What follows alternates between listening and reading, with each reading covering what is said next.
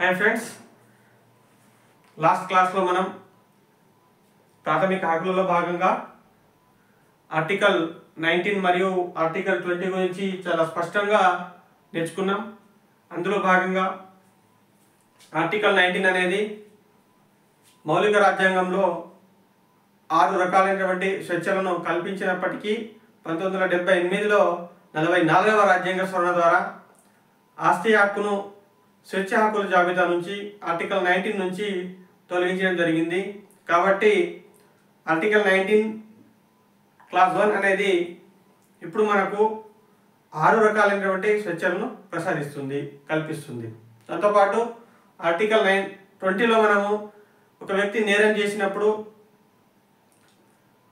నేరానికి సంబంధించిన చట్టానికి లోబడి శిక్షను అనుభవించడం, చట్టానికి మించి శిక్షకు గురి కాకుండా ఏ విధంగా రక్షణ కల్పించాలో ఆర్టికల్ 20 చెప్తుంది. అంటే ఒక వ్యక్తి నేరస్థాపన విషయంలో చట్టం నుంచి రక్షణ కల్పించే నిబంధన ఆర్టికల్ 20. అంటే ఒక వ్యక్తి నేరం చేసినప్పుడు అతనికి ఆర్టికల్ 20 అనేది రక్షణ కల్పిస్తుంది అనే విషయం గురించి ఆర్టికల్ 20లో మనము లాస్ట్ క్లాస్లో నేర్చుకున్నాం. అవునా? ఈరోజు క్లాస్లో ఆర్టికల్ 21 గురించి నేర్చుకుందాం. ఈ ఆర్టికల్ 21 అనేది ముఖ్యంగా 2 అంశాలను అధ్యయనం చేస్తుంది. ఒకటి, చట్టం ద్వారా నిర్దేశించిన పద్ధతి.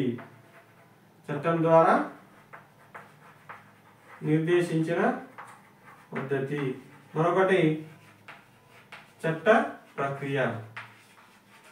చట్టం ద్వారా నిర్దేశించిన పద్ధతి అనేది ప్రొసీజర్ ఎస్టాబ్లిష్మెంట్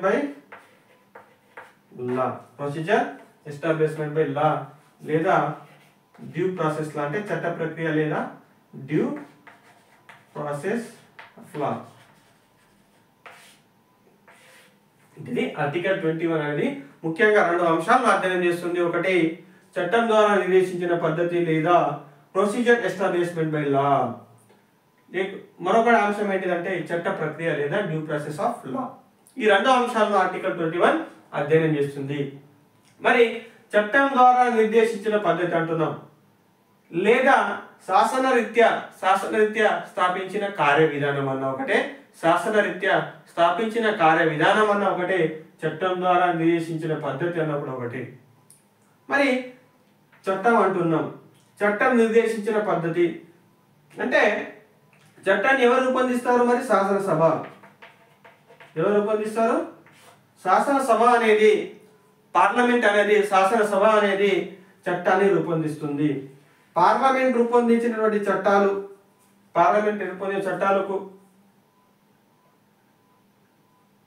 లోబడి ఒక వ్యక్తి యొక్క, అంటే ఇంకో విధంగా చెప్పాలంటే చట్టం ద్వారా నిర్దేశించిన పద్ధతి కాకుండా మరే విధంగాను చట్టం ద్వారా నిర్దేశించిన పద్ధతి ప్రకారం కాకుండా మరి ఏ విధంగాను ఒక వ్యక్తి యొక్క ప్రాణరక్షణను అదేవిధంగా అంతరంగిక స్వేచ్ఛను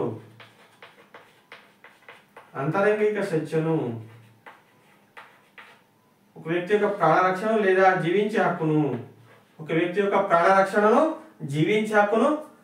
మరియు అంతరంగిక స్వేచ్ఛను, ఒక వ్యక్తి యొక్క ప్రాణరక్షణ, జీవించే హక్కు లేదా అంతరంగిక స్వేచ్ఛను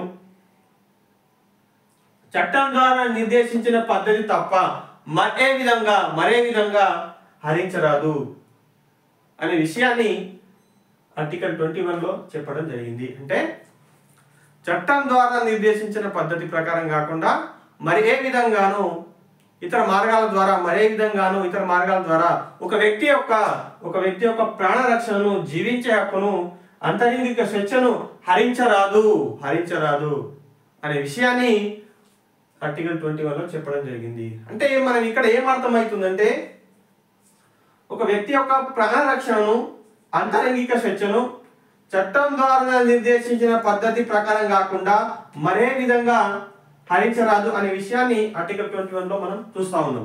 అంటే పార్లమెంట్ అనేది శాసనసభలు అనేది చట్టం రూపొందించి ఒక వ్యక్తి యొక్క ప్రాణరక్షణను అంతరంగిక స్వేచ్ఛను హరించవచ్చు. చట్టంలో పేర్కొనబడి పార్లమెంట్ రూపొందించినటువంటి చట్టాలు ఆ చట్టంలో గనుక ఒక వ్యక్తి యొక్క ప్రాణరక్షణ అంతరంగిక స్వేచ్ఛను హరించవచ్చు అని రూపొందిస్తే ఆ వ్యక్తి యొక్క ప్రాణరక్షణ అంతరంగిక స్వేచ్ఛను హరించవచ్చు. లేదా మరి పార్లమెంట్ లేదా శాసనసభ అనేది చట్టం ప్రకారము ఒక వ్యక్తి యొక్క ప్రాణరక్షణను అంతరంగిక స్వేచ్ఛను హరించరాదు అని పేర్కొంటే హరించరాదు. అంటే ఇక్కడ పార్లమెంట్ యొక్క ఔన్నత్యం కనిపిస్తుంది. అంటే పార్లమెంట్ అనే చట్టం రూపొందించి ఒక వ్యక్తి యొక్క స్వేచ్ఛను జీవించే హక్కును హరించవచ్చు అనే విషయం ఇక్కడ తెలియజేస్తుంది. ఇందులో పార్లమెంట్ యొక్క ఆధిపత్యం కనిపిస్తుంది. మరి కాలక్రమేణా పార్లమెంట్ అనేది చట్టాలను రూపొందించి ప్రాథమిక హక్కులను దుర్వినియోగం చేస్తూ చట్టాలను రూపొందించి నిబంధనలో ఉన్నటువంటి లోపాలను పసిగట్టి పార్లమెంట్ కాలక్రమేణా శాసనసభలు కానీ పార్లమెంట్ కానీ కాలక్రమేణా వ్యక్తి యొక్క జీవించే హక్కును వ్యక్తి యొక్క అంతరంగిక స్వేచ్ఛను హరించడం ప్రారంభించింది. పార్లమెంట్ అనేది కాలానుగుణంగా చట్టంలో ఉన్నటువంటి లొసుగులను పసిగట్టి ఒక వ్యక్తి యొక్క ప్రాణరక్షణను జీవించే హక్కును అంతరంగిక స్వేచ్ఛను హరించడం ప్రారంభించింది. ఇలా చాలా కాలం జరగడం వల్ల ఒకవైపు ప్రజల నుంచి వ్యతిరేకత రావడం, మరోవైపు న్యాయస్థానం పైన ఒత్తిడి పెరగడం వల్ల ఈ మధ్యలో సుప్రీంకోర్టులో ముఖ్యంగా 1952వ సంవత్సరంలో 1952వ సంవత్సరంలో ఏకే గోపాలన్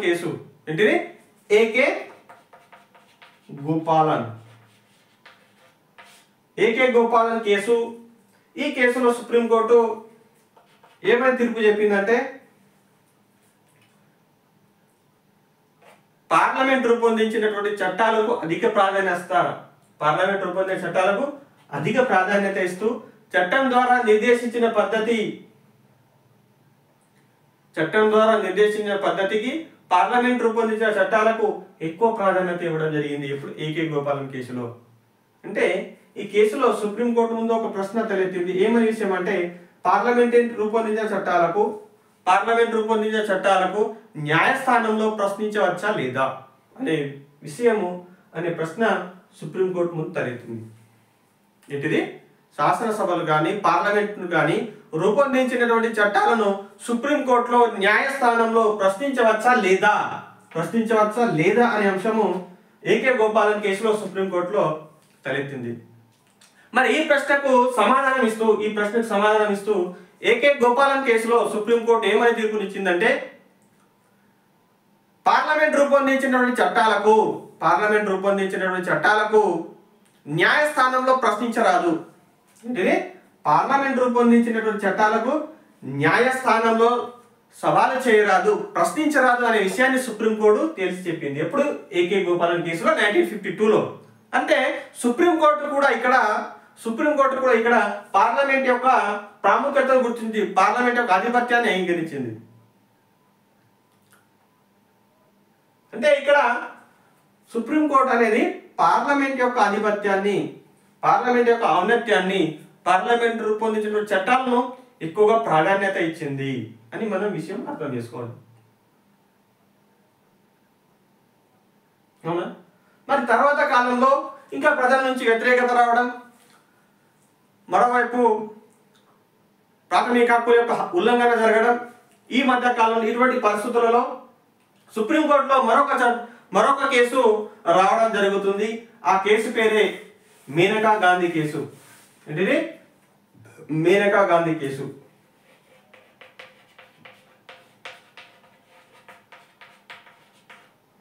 ఇది 1978వ సంవత్సరం రావడం జరిగింది. మేనకా గాంధీ కేసు. ఈ మేనకా గాంధీ కేసులో 1978వ సంవత్సరంలో సుప్రీంకోర్టు తీర్పునిస్తూ 1952లో ఏకే గోపాలన్ కేసులో ఎదురైనటువంటి ప్రశ్ననే ఈ కేసులో కూడా సుప్రీంకోర్టు ముందు ఎదురైంది. మరి ఈ సుప్రీంకోర్టు న్యాయస్థానం అనేది మేనకా గాంధీ కేసులో ఏమని తీర్పునిచ్చిందంటే,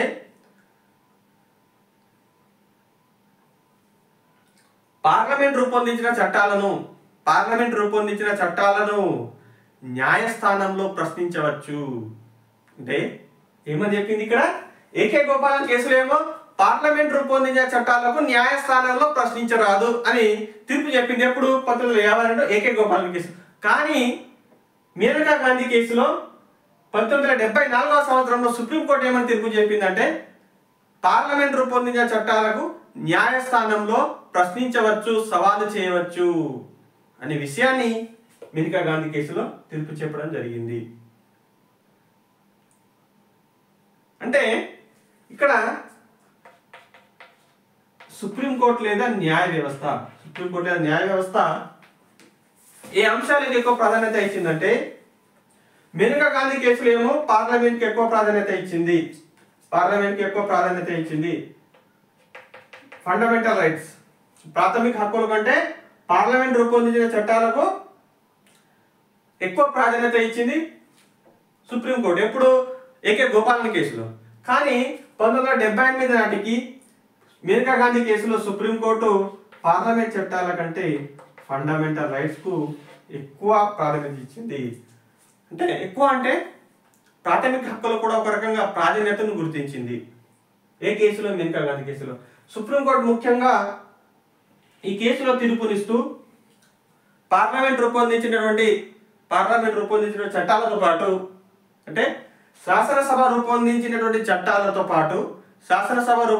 చట్టాలతో పాటు కార్యనిర్వాహక శాఖ అమలు చేసేటటువంటి ప్రక్రియను కూడా, ఏంటిది ఇక్కడ? శాసనసభ అంటే లెజిస్లేచర్, కార్యనిర్వాహక శాఖ అంటే శాసనాలు రూపొందించే సంస్థ, చట్టాలు రూపొందించే సంస్థ శాసనసభతో పాటు, చట్టాలు రూపొందించేటువంటి సంస్థ అయినటువంటి శాసనసభతో పాటు చట్టాలను అమలు చేసేటటువంటి సంస్థ అయిన కార్యనిర్వాహక శాఖను కూడా న్యాయ సమీక్షకు గురి చేయవచ్చు, న్యాయస్థానంలో ప్రశ్నించవచ్చు. అంటే పార్లమెంట్ రూపొందించే చట్టాలు కావచ్చు, కార్యనిర్వాహక శాఖ అమలు చేసేటటువంటి విధానాలు కావచ్చు, వాటి యొక్క హేతుబద్ధతను, వాటి యొక్క న్యాయబద్ధతను, సహేతుకతను న్యాయస్థానంలో ప్రశ్నించే అధికారం, న్యాయస్థానంలో సమీక్షించే అధికారము, న్యాయస్థానంలో ప్రశ్నించే అధికారము సుప్రీంకోర్టుకు ఉంది అనే విషయాన్ని ఇక్కడ గుర్తించాలి మనం. ఇది మేనకా గాంధీ కేసులో సుప్రీంకోర్టు ముఖ్యంగా శాసనసభ రూపొందించిన చట్టాలను న్యాయస్థానంలో ప్రశ్నించవచ్చు అనే విషయాన్ని తేల్చి చెప్పింది. ఓకే, దీని ఆధారంగా మనం ఏం అర్థం చేసుకోవాలంటే, శాసనసభ రూపొందించినటువంటి చట్టాల యొక్క హేతుబద్ధతను, శాసనసభ రూపొందించిన చట్టాల హేతుబద్ధత అంటే ఏంటిది? శాసనసభ రూపొందించిన చట్టాలు సహేతుకంగా ఉందా, పౌరుల యొక్క ప్రయోజనాలకు అనుగుణంగా ఉందా, పౌరుల యొక్క రక్షణలకు, ప్రాథమిక హక్కులకు ఏ విధంగా భంగాన్ని కలిగిస్తుందా లేదా, మరి ఇది సహేతుకమైనదా, పౌరులకు ఉచితంగా ఉందా, పౌరులకు ప్రయోజనకరంగా ఉందా అనే విషయాన్ని సుప్రీంకోర్టు గుర్తిస్తుంది ఇక్కడ, అంటే సమీక్షిస్తుంది. ఈ శాసనసభ రూపొందించిన చట్టాలు సహేతుకంగా ఉందా లేదా, లాజికల్ గా ఉందా లేదా, హేతుబద్ధంగా ఉందా లేదా, మానవత్వము ప్రజాస్వామ్యాన్ని ప్రోత్సహిస్తుందా లేదా, ఒక వ్యక్తి యొక్క స్వేచ్ఛకు ప్రాముఖ్యత ఇస్తుందా లేదా, ప్రాథమిక హక్కులను పరిరక్షిస్తుందా లేదా అనే అనేక కోణాలలో పార్లమెంట్ రూపొందించిన చట్టాలను సమీక్షించే అధికారము సుప్రీంకోర్టుకు ఉంది అనే విషయాన్ని మేనకా గాంధీ కేసులో తెలియజేయడం జరిగింది. దాంతోపాటు కార్యనిర్వాహక శాఖ అమలు చేసేటటువంటి విధానాలను కూడా న్యాయ సమీక్షకు గురి చేయవచ్చు, న్యాయస్థానంలో ప్రశ్నించవచ్చు అనే అంశాన్ని సుప్రీంకోర్టు ఈ కేసులో అంతర్భాగంగా తెలియజేయడం జరిగింది. దీన్ని ఆధారంగా చేసుకొని మనం అర్థం చేసుకోవాలి, శాసనసభ రూపొందించిన చట్టాలు కావచ్చు, కార్యనిర్వాహక శాఖ అమలు చేసే విధానాలు కావచ్చు, ఈ రెండింటిని కూడా న్యాయస్థానంలో ప్రశ్నించవచ్చు. న్యాయస్థానం అనేది, న్యాయ శాఖ అనేది వీటి యొక్క హేతుబద్ధతను పరిశీలిస్తుంది, సమీక్షిస్తుంది అనే అంశాన్ని మనం అర్థం చేసుకోవాలి. ఈ చట్టం తర్వాతనే, ఈ సుప్రీంకోర్టు కేసు తర్వాతనే భారత రాజ్యాంగంలో ముఖ్యంగా చట్ట ప్రక్రియ, డ్యూ ప్రాసెస్ లా అనేది ప్రారంభించడం జరిగింది. ఇది డ్యూ ప్రాసెస్ లా అంటే చట్టం రూపొందించడమే కాదు, పార్లమెంటు కానీ శాసనసభలు కానీ చట్టాలు రూపొందించడమే కాదు, వాటి యొక్క హేతుబద్ధతను కూడా, అవి సహేతుకంగా ఉందా లేదా, పౌరుల యొక్క హక్కులకు అనుగుణంగా ఉందా లేదా, ప్రాథమిక హక్కులను ప్రోత్సహిస్తుందా లేదా, ప్రజాస్వామ్యాన్ని ప్రోత్సహిస్తుందా లేదా, వ్యక్తి యొక్క గౌరవప్రదమైన జీవితాన్ని ప్రోత్సహిస్తుందా లేదా, మరి పౌరుల యొక్క హక్కులకు, పౌరుల యొక్క అభివృద్ధికి అనుకూలంగా ఉందా లేదా, ప్రజా ప్రయోజనాలకు అనుకూలంగా ఉందా లేదా అనే అంశాన్ని అనేక కోణాలలో న్యాయస్థానం పరిశీలించవచ్చు. అంటే పార్లమెంట్ రూపొందించిన చట్టాలతో పాటు వాటి చట్టం యొక్క, పార్లమెంట్ రూపొందించిన చట్టాల యొక్క, పార్లమెంట్ రూపొందించిన యొక్క విధానాల యొక్క న్యాయ సమీక్షతను, వాటి యొక్క హేతుబద్ధతను పరిశీలించవచ్చు. దేని ఆధారంగా? చట్ట ప్రక్రియ ఆధారంగా పరిశీలించవచ్చు అనే విషయాన్ని మనం గుర్తించాలి. అంటే చట్టం ద్వారా నిర్దేశించిన పద్ధతి అంటే ఏంటిది?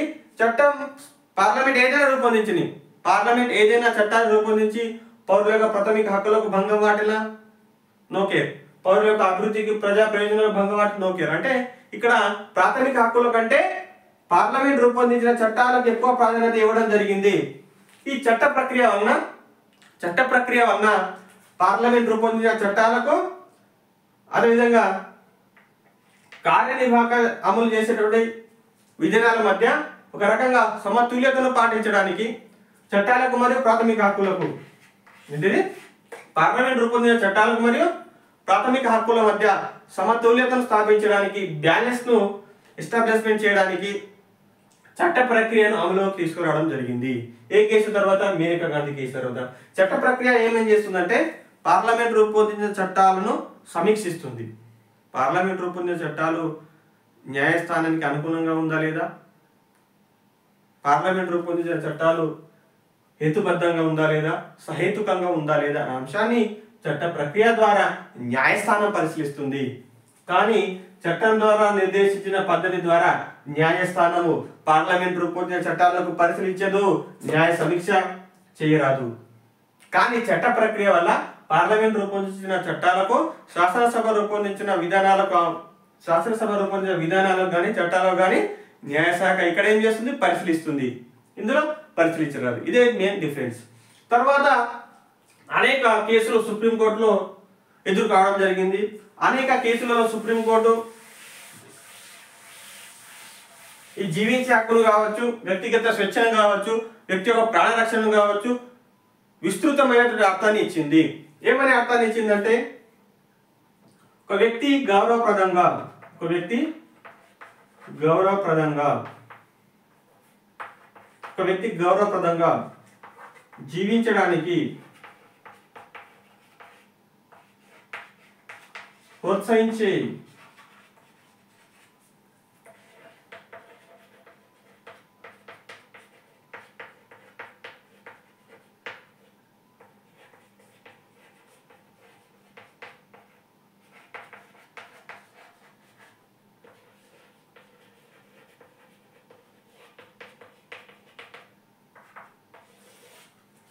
ఈ లైన్ ని గుర్తుంచుకోండి. ముఖ్యంగా ఏంటిదంటే ఒక వ్యక్తి గౌరవప్రదంగా జీవించడానికి ప్రోత్సహించే అన్ని రకాల స్వేచ్ఛ హక్కులు ప్రాథమిక హక్కులు అంతర్భాగము అని సుప్రీంకోర్టు తేల్చి చెప్పింది. ఒక కేసులో సుప్రీంకోర్టు ఏమని విషయం తెలియజేసిందంటే ఒక వ్యక్తి గౌరవంగా జీవించడానికి ప్రోత్సహించేటటువంటి అన్ని రకాల స్వేచ్ఛ, అన్ని రకాల హక్కులు జీవించే హక్కులు అంతర్భాగము ఆర్టికల్ 21లో అంతర్భాగం అని తెలియజేయడం జరిగింది. ఈ తీర్పు తర్వాత అనేక హక్కులు, అనేక స్వేచ్ఛ, జీవించే హక్కులు అంతర్భాగంగా పేర్కొనడం జరిగింది. ఒకటి విద్యా హక్కు కానీ, ఆరోగ్య హక్కు కానీ, న్యాయ సహాయం పొందే హక్కు కానీ, పర్యావరణ పరిరక్షణ కానీ, ఏకాంత నిర్బంధం నుంచి రక్షణ కానీ, బహిరంగంగా ఊరి తీయడం నుంచి రక్షణ కానీ, కస్టడీ నుంచి రక్షణ కానీ, ఇటువంటి అనేక రకాలైనటువంటి హక్కులను, స్వేచ్ఛలను సుప్రీంకోర్టు జీవించే హక్కులు అంతర్భాగంగా పేర్కొనడం జరిగింది.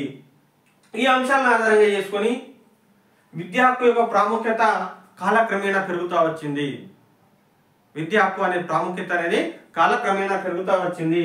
ఈ అంశాన్ని ఆధారంగా చేసుకున్నట్లయితే, సుప్రీంకోర్టు యొక్క తీర్పులను ఆధారంగా చేసుకున్నట్లయితే ముఖ్యంగా 1997 సంవత్సరంలో 1993వ సంవత్సరంలో ఉన్ని కృష్ణన్ వర్సెస్ ఆంధ్రప్రదేశ్ కేసులో న్యాయస్థానం అనేది ప్రాథమిక విద్యను ప్రాథమిక హక్కుగా గుర్తించింది. ఏంటిది? ప్రైమరీ ఎడ్యుకేషన్ ప్రాథమిక హక్కుగా, ఫండమెంటల్ రైట్స్ గా ఉన్ని కృష్ణన్ వర్సెస్ ఆంధ్రప్రదేశ్ ప్రభుత్వం కేసులో న్యాయస్థానం గుర్తించింది. ఏంటిది?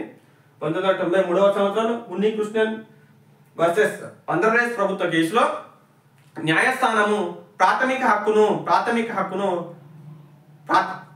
విద్యను 1993వ సంవత్సరంలో ఉన్ని కృష్ణన్ వర్సెస్ ఆంధ్రప్రదేశ్ రాష్ట్ర ప్రభుత్వ కేసులో ప్రాథమిక విద్యను ప్రాథమిక హక్కుగా న్యాయస్థానం గుర్తించింది. దీని తర్వాత మరొక కేసు రావడం జరిగింది. ఆ కేసు ఏంటిదంటే,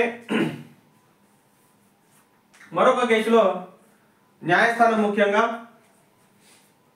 మోహిని జైన్ కేసులో, ఏంటిది ఆ కేసు? మోహిని జైన్ కేసులో న్యాయస్థానం అనేది విద్యా హక్కు లేకుంటే జీవించే హక్కు వ్యక్తి గౌరవానికి ఎటువంటి అర్థం లేదు అనే విషయాన్ని తేల్చి చెప్పడం జరిగింది. ఏంటిది? విద్యా హక్కు కనుక లేకుంటే జీవించే హక్కుకు అదేవిధంగా వ్యక్తి గౌరవానికి ఎటువంటి ప్రాముఖ్యత లేదు, ఎటువంటి అర్థం లేదు అనే విషయాన్ని తేల్చి చెప్పడం జరిగింది. అంటే ఒక వ్యక్తి గౌరవంగా జీవించాలన్నా హుందాతనంతో ఉండాలన్నా విద్యా హక్కు అనేది చాలా ముఖ్యమైనదని న్యాయస్థానం మోహిని జైన్ కేసులో తేల్చి చెప్పడం జరిగింది. తర్వాత కాలంలో వచ్చినటువంటి రాజ్యాంగ న్యాయ సమీక్ష సంఘము, ఏంటిది? రాజ్యాంగ న్యాయ సమీక్ష సంఘము 2000 సంవత్సరంలో కూడా ప్రాథమిక విద్య యొక్క ప్రాముఖ్యతను గుర్తించింది. ఈ రెండు మూడు అంశాల ఆధారంగా 2002వ సంవత్సరంలో 86వ రాజ్యాంగ సవరణ ద్వారా 2002వ సంవత్సరంలో 86వ రాజ్యాంగ సవరణ ద్వారా ఆర్టికల్ 21A రాజ్యాంగంలో జోడించడం జరిగింది. ప్రాథమిక హక్కులలో భాగంగా ఏంటిది? 2002వ సంవత్సరంలో 86వ రాజ్యాంగ సవరణ ద్వారా, కాన్స్టిట్యూషనల్ అమెండ్మెంట్ ద్వారా ఆర్టికల్ 21A ప్రాథమిక హక్కులలో జోడించడం జరిగింది. ఇందులో 6 నుంచి 14 సంవత్సరాల లోపు వయసు గల పిల్లలకు 6 నుంచి 14 సంవత్సరాల వయసు లోపు గల పిల్లలకు ఉచిత నిర్బంధ ప్రాథమిక విద్య హక్కును కల్పించడం జరిగింది. ఏంటిది? 6 నుంచి 14 సంవత్సరాల వయసులో పిల్లలకు ఉచిత నిర్బంధ ప్రాథమిక విద్యా హక్కు గురించి ఈ నిబంధనలో, ఈ ఆర్టికల్లో పేర్కొనడం జరిగింది. తర్వాత 2002లో ఆర్టికల్ జోడించినప్పటికీ 2009లో విద్యా హక్కు చట్టాన్ని పార్లమెంట్ తీసుకురావడం జరిగింది. అంటే దాదాపు 7 సంవత్సరాల తర్వాత పార్లమెంటు విద్యా హక్కు చట్టాన్ని రూపొందించింది. దీని ఆచరణలోకి తీసుకురావడం జరిగింది. అంటే ప్రాక్టికల్లోకి, రాజ్యాంగంలో ఉన్నటువంటి నిబంధనను ప్రాక్టికల్గా 2009వ సంవత్సరంలో తీసుకురావడం జరిగింది. ఇది విద్యా హక్కు చట్టం అనేది 2010 ఏప్రిల్ 1 నుంచి అమలులోకి రావడం జరిగింది. పార్లమెంట్ రూపొందించింది, పార్లమెంట్ ఆమోదం చేసింది ఎప్పుడు? 2009లో. మరి అమల్లోకి ఎప్పుడు వచ్చింది మరి ఇది 2010 ఏప్రిల్ 1 నుంచి. 2010 ఏప్రిల్ 1 నుంచి ప్రతి ఒక్క భారతీయ పౌరుడు 6 నుంచి 14 సంవత్సరాల వయసులోపు ఉన్నటువంటి పిల్లలకు, ప్రతి ఒక్క భారతీయ పౌరుడికి 6 నుంచి 14 సంవత్సరాల వయసులోపు ఉన్నటువంటి పిల్లలందరికీ కూడా ఉచిత నిర్బంధ ప్రాథమిక విద్య అనేది భారతదేశంలో కల్పించడం జరుగుతుంది. ఇది ఒక రకంగా చెప్పుకున్నట్లయితే ఉచిత నిర్బంధ ప్రాథమిక విద్య అనేది ప్రజాస్వామ్య సమాజంలో ఒక రకమైనటువంటి విప్లవాత్మకమైన మార్పుగా పేర్కొనవచ్చు. ఇది ప్రజాస్వామ్యం సాధించినటువంటి విజయంగా కూడా మనం చెప్పుకోవచ్చు అని మనము ఈ సందర్భంగా గుర్తించాలి. ఏంటిది? ఉచిత నిర్బంధ ప్రాథమిక విద్య అనేది ప్రజాస్వామ్యం సాధించిన విజయంగాను, మరో విధంగా చెప్పాలంటే ప్రజాస్వామ్యంలో విప్లవమైనటువంటి మార్పుగాను మనం చెప్పుకోవచ్చు. ఎందుకంటే ఒక విద్య, కేవలం విద్యనే సమాజాన్ని పురోగతిలోకి తీసుకెళ్లాలన్నా కూడా, మరి అధునాతన సమాజాన్ని స్థాపించాలన్నా కూడా, న్యాయమైన సమాజాన్ని స్థాపించాలన్నా కూడా అది కేవలము విద్య ద్వారా మాత్రమే స్థాపించడం జరుగుతుంది. విద్య ద్వారా మాత్రమే అది సాధ్యమవుతుంది. కాబట్టి విద్య హక్కు యొక్క ప్రాముఖ్యతను భారత ప్రభుత్వం గుర్తించి 2009 సంవత్సరంలో పార్లమెంట్ రూపొందిస్తే 2010 ఏప్రిల్ 1 నాడు విద్యా హక్కు చట్టాన్ని అమలు చేసి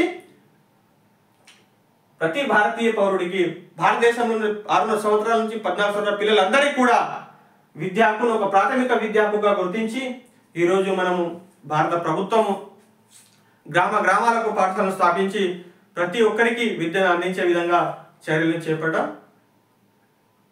జరుగుతుందనే విషయాన్ని మనం గుర్తించాలి. Okay, right. ఈ వీడియో నచ్చితే ఫ్రెండ్స్ లైక్ చేయండి, షేర్ చేయండి, సబ్స్క్రైబ్ చేయండి.